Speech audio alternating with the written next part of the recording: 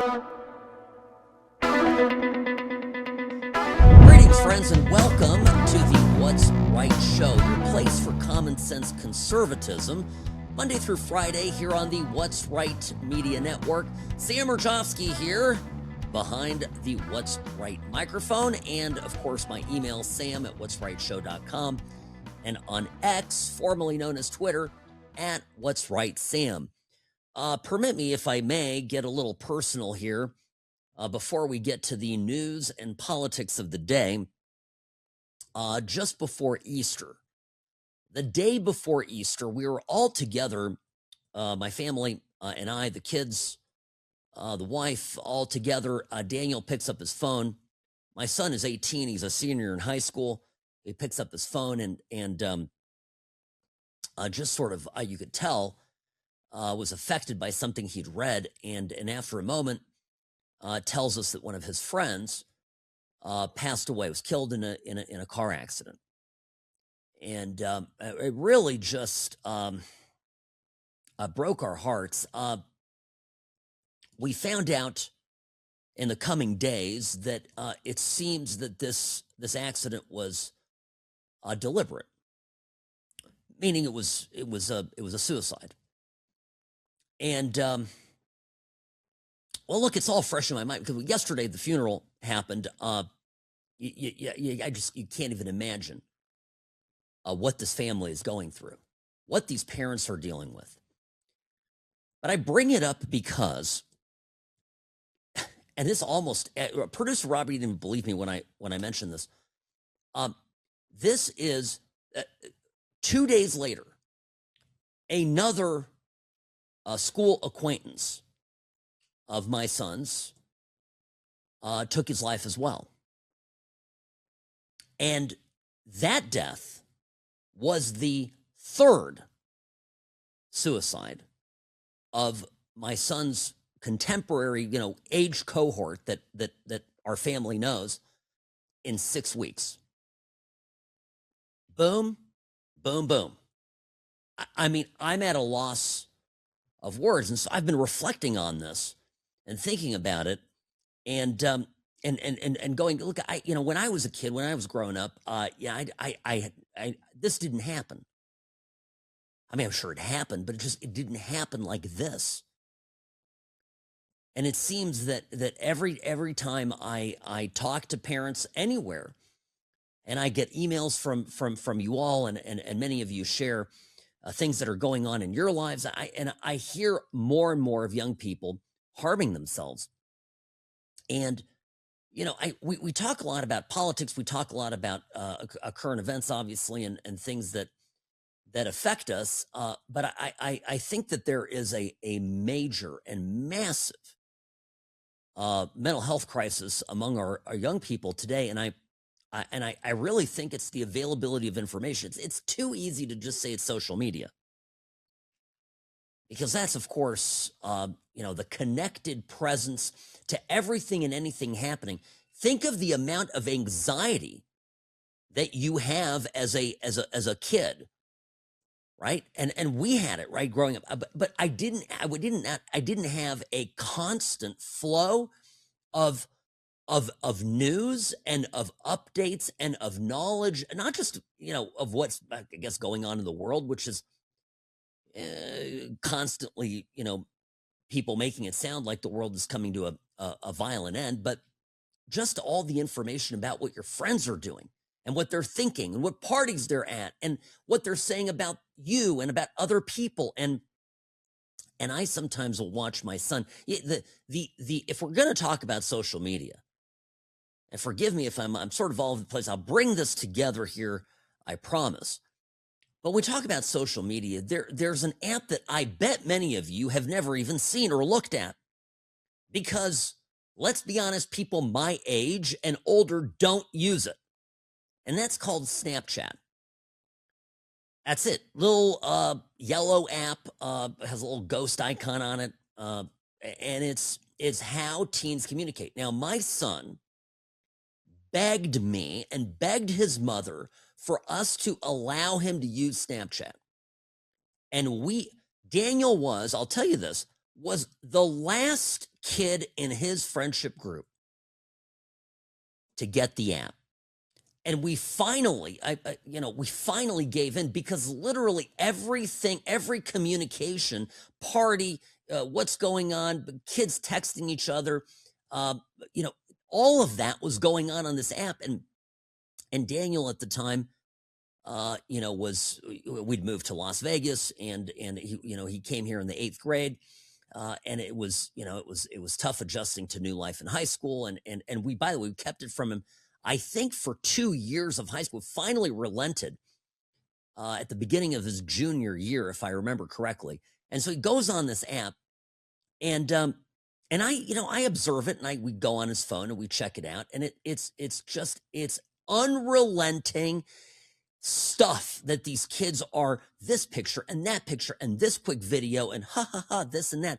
And it might seem innocuous, but if you've got the least bit of normal fragility, emotion, turmoil within you, right? Going through puberty, going through a difficult time in your life, facing the dread of change. And remember, I'm bringing up these 3 young men, these precious boys that were just becoming men, were just embarking on college. One of them, by the way, was a freshman in college, and 2 of them were seniors in high school. So all in the same stage of life, and it's a difficult time. If you're a parent and a grandparent, and you've got kids that are, that are at this important gateway to adulthood. No, it's not easy out there, and it certainly is a lot more difficult than we experienced going through this particular point in time. There's a lot of pressure and a lot of doom and gloom out there, and a lot of crazy teachers filling these kids' heads with politics and crap. They went through COVID and the shutdown. That also cannot be underestimated. But then they've got these inputs. They've got so many inputs coming into them at all times. And what used to be, somebody said something mean about me on the playground, or later, on the, at lunch, cafeteria, or in between periods of going class to class when I was going to high school, for example. Somebody said something mean, and it got said, and 6 people heard it, and that was the end of it. Now somebody says something mean, and it gets amplified, right? It goes on it goes into the ether, into the interwebs, gets broadcast and retweeted, and there it goes, and it's just it's difficult. And again, one of these kids I didn't know very well. The other 2 had loving parents. One of these boys had an absolutely intact, wonderful, supportive family. So, it breaks my heart. Now the stats, let's look at the stats. You look at some of the mile markers, right? You look at some of the important, 1990s, the internet became a thing, right? Facebook, 2004. iPhone came out in 2007 and 2010, Instagram 2011, Snapchat, and then TikTok. Yep, TikTok 2016. And when you look at the graphs, and particularly by age group, you look at these graphs and you see that it's the young people, the 10 to 14 and the 15 to 19, that are far more affected by these technology changes than even the 20 to 24, and then, of course, up and beyond that, right? The largest jump from, say, 2010 to 2025 happens in the 10 to 14 age group. And I think there's a takeaway from this. The longer your kids stay offline, the better. Plain and simple. And one thing, my son, in the wake of that, the Easter weekend was just horrible for us and horrible for him. And thankfully, we were all together and able to support each other. And I just remember I'm holding him on the couch, right? And it's we're all just in this family hug, and I'm running my fingers through his hair, right? And I'm thinking just I wanted that moment to never end.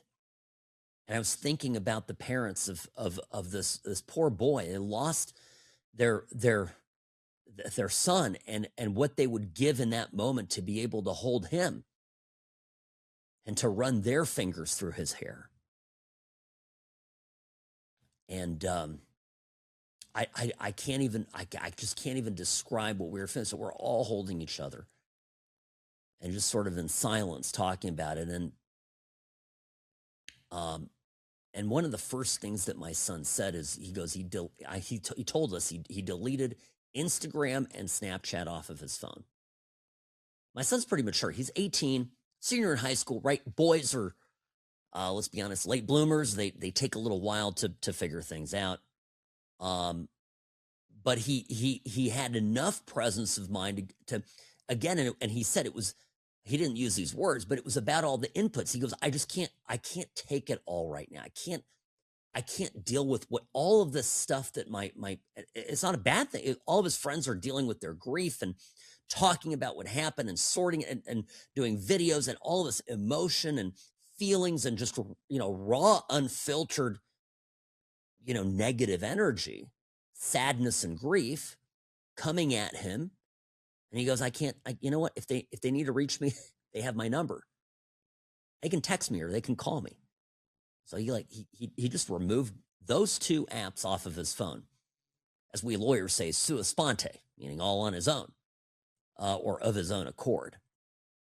Parents, you might want to consider that. I'm just saying. Well, speaking of shifting gears here, speaking of removing things from your phone, how can I tell you? Eric Swalwell, folks, all right, he's out. He's out. He's not just out of the governor's race, he's out of Congress. Did you read his statement? Swalwell's statement is, none of it is true. I did not do it. These are false accusations, and I believe in due process, and I'm not getting due process here, but guess what? I don't want to distract anybody from anything. I don't want to take away from the good citizens of my district. I owe them good representation. I'm a distraction, blah, blah, blah, usual stuff, and he bows out. Says he's going to be leaving soon. He's not gone yet. I think it's going to, some sort of a transition period. Oh, the fall. Okay, if you missed the last few shows, let me just catch you up on my quick thinking here. Where my mind and heart are on the subject of Eric Swalwell. Cancel culture, accusations, no due process, bad. It's bad whether it happens to a good guy, wrongly, like, Brett Kavanaugh, for example. I'm convinced that was all crap. And it's also wrong when it happens to a complete, despicable douche, guy like Swalwell. I was going to say something even more vulgar, Robbie, but I am controlling myself. By the way, speaking of the bad language, how are people dealing with the beeps and the booms? Please let me know if they're getting better. I'm relying on you, the audience. You have different equipment, different channels. We got some complaints that whenever I got beeped or one of the tapes got beeped, that there was, some sort of a little percussive sound that was obnoxious. So just let me know if that happens. Sam at what'srightshow.com. So anyway, so Swalwell, I don't feel bad that this is happening to Swalwell. Swalwell, by the way, is a guy who had repeatedly used allegations to take care of, to dispatch his political adversaries and enemies. So, this is a sort of he kind of shot himself in his own, in his foot, but it couldn't happen to a nicer person. Still wrong that it's all going on this way. But the thing that is most interesting now is it's becoming clear and more clear than it was last week of who's behind this. The Democrats obviously were upset. The Democrats did not like that there were two Republican frontrunners. They didn't like it. And the reason there were two Republican frontrunners was math. I know this is a tough concept for some of our friends on the left because they're busy taking courses on, yeah, well, yeah, all sorts of interesting things, like gender studies and racial racial economics and things like this. But math, right? If you have, what were there, 4 Democrats running in the primary for governor? 3 big ones. But before Swalwell got taken out, Swalwell, Steyer, and of course Porter, Katie Porter. The San Francisco Chronicle now saying Katie Porter is the best choice. Do you see that article? That she's the best logical choice. Well, I'm getting ahead of myself here. When you've got 3 Democrats splitting the Democrat vote, and you've got 2 Republicans. See, there's still enough Republicans in California to make it so that those 2 top Republicans will end up with the most votes each, which means that in an open primary in the California jungle primary system, those 2 Republicans end up advancing to the general. And the system that the Democrats designed to literally exclude Republicans from the general election suddenly, it produces only Republicans. I couldn't let this stand. And I'm convinced Steyer's the guy behind all of this. Katie Porter doesn't have it in her. Besides, she's wounded. You can't. She's got the accusation. She's the gal that poured hot mashed potatoes on her husband's head. She's very abusive to her staff. Right? Speaking of the San Francisco Chronicle piece, they allude to some criticism that's been levied at her. Oh, despite the criticism of Katie Porter, she still is blah, blah, blah, blah, blah, all these good things. And I'm chuckling, Robbie, because I'm like, she literally, this isn't like a policy thing. This isn't like, she voted for some bill somewhere that people didn't like. No. She's literally abusive to the people that work for her. And they cover for her. This is the same thing with Swalwell. They cover for these people for as long as they are politically expedient. And when Swalwell was just sitting in his congressional seat, a representative from California, when he was slinging mud at Trump, everything was fine and dandy. But I promise you that the high-level Democrats, and this is what I'm hearing, they told him not to run. And they wanted to clear the path for Steyer. So whether it was Steyer himself on his own or his campaign or his surrogates, or it was the Democratic National Committee, the California Democrats, right? They decided it was time for Swalwell to go. And when they're done with you, they're done with you. And this is really the cautionary tale of politics, the true thing you can take to the bank every single time. You can only be in this game if one of 2 things are true. You either absolutely have to be spotless, you have to be clean as the driven snow, or you have to be upfront about whatever problems you have. I mean, if Swalwell went into this and said, man, I just love hookers. I love hookers. They're great. They're fantastic. By the way, interns, 10 out of 10, I recommend. I mean, and you're not a hypocrite, right? People don't, it's the hypocrisy of it, right? He's running around. He's still denying the allegations. Now, in the era, I always say this, and was always my defense of Trump, in the post-Bill Clinton era where it was just sex, Sam, it's just adults, having sex, not a big deal, Mr. Moralist. Okay. So from that point forward, to me, it's sex, but adults, were there any children that were harmed, right? Was it rape? Nothing here suggests, particularly the videos, right? These videos come out of him in a hotel room with a prostitute. Was it rape? No. Two consenting adults. Money changed hands. I'm not going to get the vapors over this. But suddenly the Democrats have decided they're high horse moralists. And why? Because it became politically expedient to be so. That's the story really here. And that just grosses me out about politics and specifically about the Democratic Party. Sam Murjovsky here on the What's Right Media Network. Be right back, folks. Don't go anywhere. The Sam and Ash team, they wanted me to have the best care. They had my interests at heart. I have an enormous amount of gratitude. I cannot say enough thank you.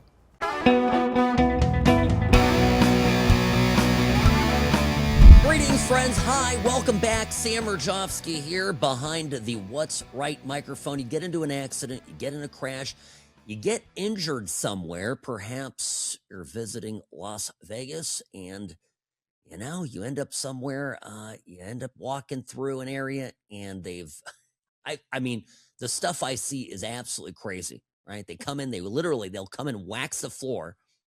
At 7 o'clock at night, there's a throng of people walking through, and all of a sudden it's a disaster zone. The casino goes, oh, whoops, we didn't know. Yeah, you knew. So what do? You get hurt. You think to yourself, I'm a good person. Listen, I'm not going to make a big thing of it. I'm just going to go to them palms up and say, hey, I got these medical bills. Take care of me. You try to do that. And you find out that they're going to send you packing. Actually, they just frustrate you. You spend hours on the phone, days, weeks, maybe months dealing with these clowns, and at the end of the day, you don't get nothing. They give you bupkis is what you get. Well, you can't pay your medical bills with bupkis. That's what I found out the hard way in life. And so as an attorney at Sam and Ash Injury Law, I can tell you the best thing to do is to turn this over to the pros. And that's what Sam and Ash are. We're the pros. It's all we do. We represent people like you, good people, right? People who actually have real injuries, right? Not fakers, not people out for a quick buck, but those of you who have had something legitimately happen and need help. So that's it. Easy. Call a number, 800-304-2000. Tell your family and friends about this too.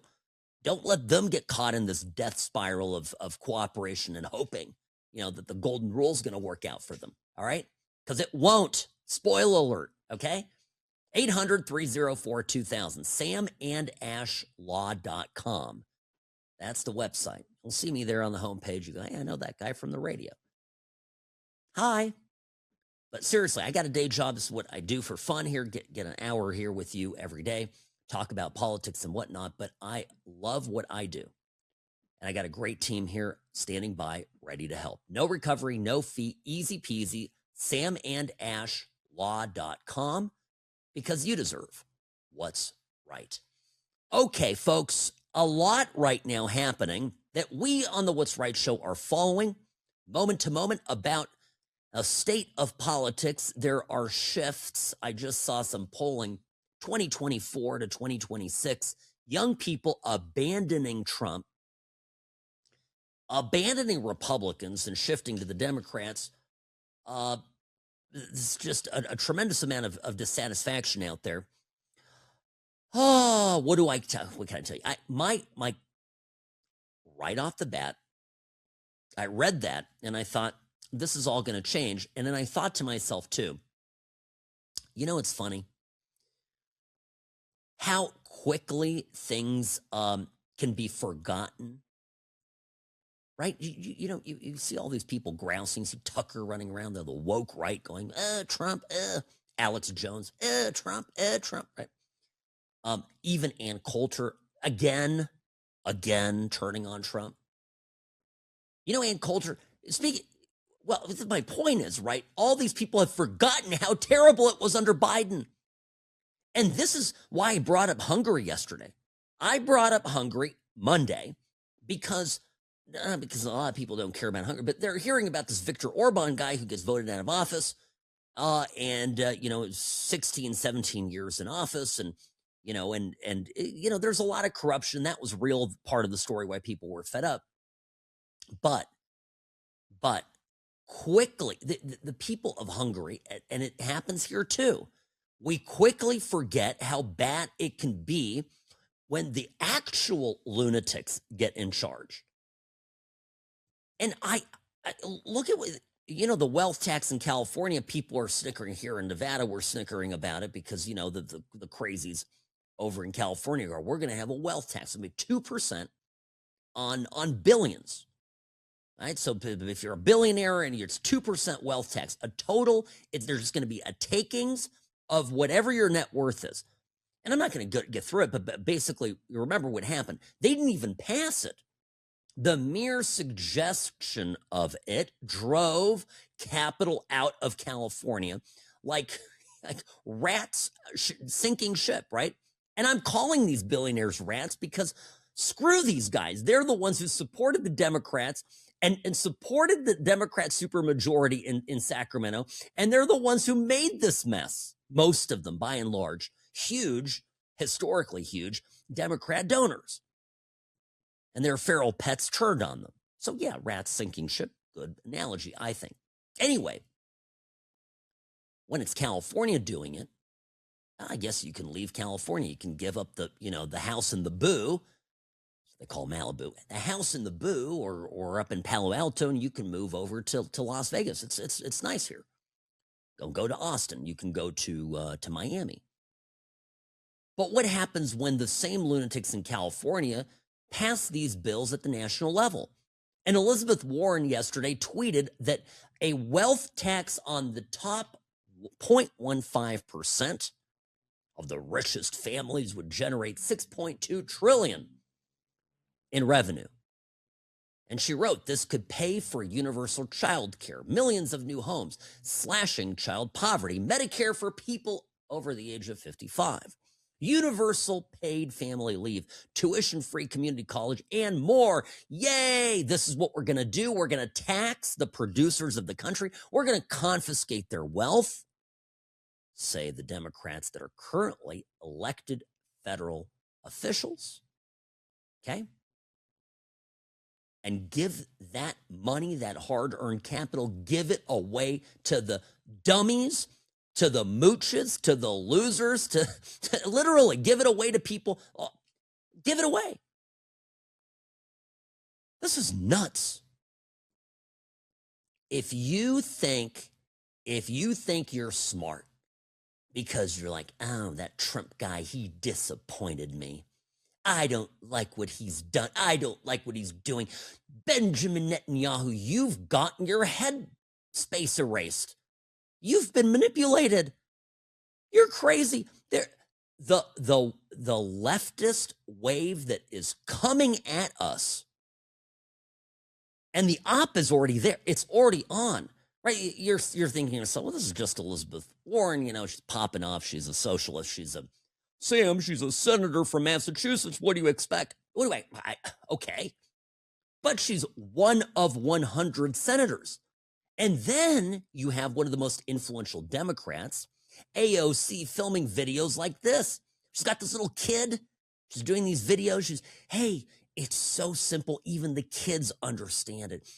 And if you don't think that this is persuasive, if you don't think that this is going to win people over, my gosh, I'm worried about you. What law would you want to make? America has to let people go to the doctor free because in other places they have it free. But when my mom was trying to have a baby, she had to pay $10,000. That's who needs to pay $10,000 to have a baby? Yeah. How much should a baby cost? I'd say $5. How much do you think an ambulance costs? It would cost free. It should. Do you know how much it costs? Thousands of dollars sometimes. Isn't that crazy? Just to ride in a vehicle? Yeah. What other things do you feel like we should change or make better? Well, we should start using solar. Ooh. I mean, at this point, I think you should just go to Washington. I was going to say, can you bring them back with you? Yeah, I should bring you with me. Yeah, that's great. Right? And by the way, it's all an op. And then later he talks about no kings, no kings. How do we get adults to think like you? We did do a protest for no kings protest. And we all started a bunch of chants. Like what? Boo Trump, no more, and he, ho, ho. Donald Trump and ICE have got to go. Well, it could be child abuse. That's what I would, but don't laugh at this, right? See, I'm telling this to myself here. I can't laugh at this because you cannot underestimate what's headed our way. we're so busy over here going, oh my goodness, Israel and Trump and Trump. Oh my gosh, he's so disappointing. And oh, my favorite one is this one. Okay, people apparently Trump posted up a meme of himself as sort of a godlike healer with a light, and he's got who's in this meme, by the way, Robbie? I didn't even give it enough attention to say, is the meme, is it Ben Sass? I don't know. It could be. Anyway, he's got himself as this like Jesus godlike healer. And everybody's up in arms about this. Now, you want my reaction? My reaction is, I could care less. How is this? Whatever Trump, I don't care. Trump posts whatever he wants. Well, I care about beating Iran a smart way, doing it the right way. I care about the economy. I care about stopping the radical left. And my answer to Ann Coulter, and I'm going to leave Tucker out of this for now and all the other weirdos. My answer to Ann Coulter, who is, I think, a little smarter than Tucker, although the nicotine consumption about the same levels, my answer is, don't you remember how bad it got under Biden? And are you delusional? Is really now the time to be lobbing bombs at our guy going into the midterms? Can't we take a page out of the book of the Democrats? Look at what they did to Swalwell. This was an organized, perfect, choreographed takedown hit for the greater good of the Democratic Party and for the sake of Democratic power, and will likely result in a Democrat elected as governor in California. The Democrat probably is going to be Tom Steyer, and Tom Steyer is such a radical leftist that Californians are going to be left missing Gavin Newsom, if you can imagine this. But what are we doing? What are Republicans doing? Oh my gosh, Trump, he posted a meme of himself as Jesus. What the flip are we doing here? I don't know. That's my take. That's my take. Now, we can, okay, you don't like that he picked this fight with Iran. Okay, I get it. But what's the flip side of it? Biden? You want the Afghanistan withdrawal? You want to have trannies galore back in the military? You want us to be a world laughingstock? You want to be the place where wars pop off left and right that end up being our problem in the long run because nobody respects us? Rewind the clock and perspective, and you've got the radical socialists and their agenda coming after us. And the influencers pushing this on the left. Okay, if we've got it used to be the woke left. Don't get me wrong. Woke is still very much alive on the left. The leftists still have woke. But I have this is an important observation that a lot of people aren't talking about. And the observation is that the left, okay, the woke left, they're just the useful idiots. Oh my goodness, the pronouns. And everybody, LGBTLAQIPS, MWLMP, all that stuff, right? They're just the useful idiots. The dangerous people that are currently in an alliance with the woke left are the radical communist left, okay? And these people, and I'll tell you right now, you mentioned Piker, Hasan, right? There's this giant, he is the, I think they're desperate, actually. The mainstream left is trying to make Piker into sort of their own, Joe Rogan kind of person, right? And they desperately want him to become influential, but he gets up, he broadcasts, kind of free for all. He's the guy that went to Cuba with the Code Pink people, but he's constantly, the left constantly wants to legitimize what are absolutely insane positions. For example, I'll play this and I give you some context here. Piker Hasan, this is on the John Favreau, Pod Save America podcast, which is pretty middle of the road.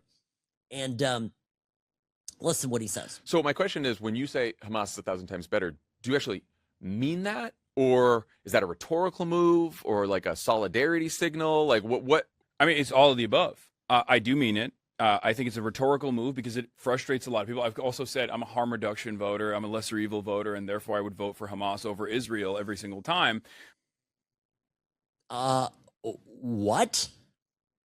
No, literally Favreau they're all trying to rehabilitate their top, podcaster. Do you really mean like that Hamas is 1,000 times better? Like, you really mean that? Or is it more kind of a rhetorical move, a solidarity signal? And Piker goes, no, I actually mean it. I actually mean it.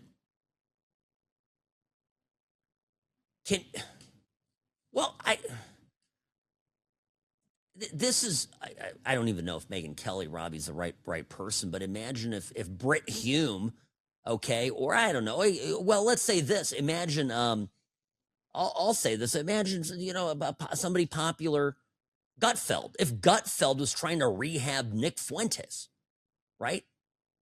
That's what this is, and it's gross. It's just gross, but the Pikers, okay, and the AOCs and the Elizabeth Warrens, these are dangerous communists, honest to goodness American communists that want to turn this country into a communist country. And I know what you're thinking. Some of you are probably thinking Sam's lost his mind. What are you talking about? And I guess I'm telling you that now we've got on one end, we've got, if I'm thinking of myself being situated somewhere in common sense land, somewhere, I don't know if it's to the right of me, I don't know where, away from me is Tucker Carlson and Candace Owens, okay? And now Alex Jones and whoever else is with that crazy bunch of woke right lunatics, all right? Then to the left, obviously, to the left of me are some woke people who are just delusional and kind of humorous and funny. They're not harmless because they aid and assist the commies. And the commies are actually dangerous. And the commies have allied themselves together with the wokesters, with the Islamists. And so you've got the dangerous Islamists out there. Now, the Islamists are actually planning jihad. So that's the fun part. It'll be interesting what happens when Hasan Piker, and these kind of soft, commie intellectuals, rich boys, get into an actual confrontation with the Islamists. That, I think I know who's going to win that fight. But it doesn't matter. By that time, America's over. And I'm sitting here in the middle, and I go, I know for a fact, most of America is where I am. And what's going on with the people that are in the middle, in the center, in common sense land, is we're getting, I guess, distracted by people who were once among us. And there's not that many of them, but they have loud voices, they're influential. And when we write the definitive history on this period of our nation's history, if things actually end up poorly, going the way, sort of worst case scenario here, we'll look back at this time and the Tuckers and the Alex Joneses and the Candace Owens on our side are going to be co-equally responsible with the woke leftists and the communists and the jihadists for the downfall of America. I don't like that. So that's kind of this is where my head is at. And by the way, you throw AI into it. I always say this is going to be a major accelerant. And you see how it's manipulating people, and people are getting a lot of their answers there. And if you thought that the bias at Wikipedia was bad, if you thought that generations, 2 generations, let's say, of college graduates now looking at Wikipedia and going, oh, that's the real history of things. You thought that was bad. Just wait for AI. And I'm not even talking about job theft, okay? I'm talking about simply indoctrination. And this is the stuff that just tremendously worries me. I know. And well, who reads a book, Robbie? Robbie's saying, who has physical encyclopedias? Well, Robbie, when you and I were kids, I don't even feel that old, but literally I am forced to say, when you and I were kids, you'd buy the encyclopedia set. By the way, we didn't have one. We weren't that well to do. Robbie, you grew up rich. You guys had probably an encyclopedia set. But now, no, you go people don't even read books. People don't they just go to the little chat bot, Chat GPT, say, what's the answer? They get the answer, and that's that. Who should I vote for? You might as well ask Taylor Swift who to vote for. Sam Urjovsky on the What's Right Media Network. Friends, I'll see you tomorrow. Sam at what'srightshow.com. It's my email at what'srightsam on X. Be well and hug your kids.